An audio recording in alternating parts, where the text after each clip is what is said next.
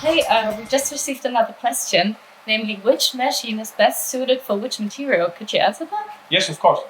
So right here we have a static system, which is normally used for bladed or sheeted materials.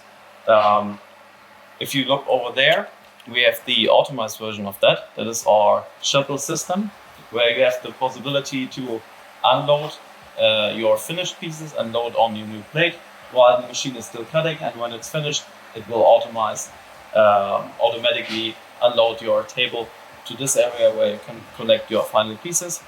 And if you're talking about automation, we have our conveyor system here, where you can load a roll back on there, and it will feed automatically onto the cutting table, cut your pieces, and then feed them onto your collecting table. Thank you. I hope this could answer your question. Bye.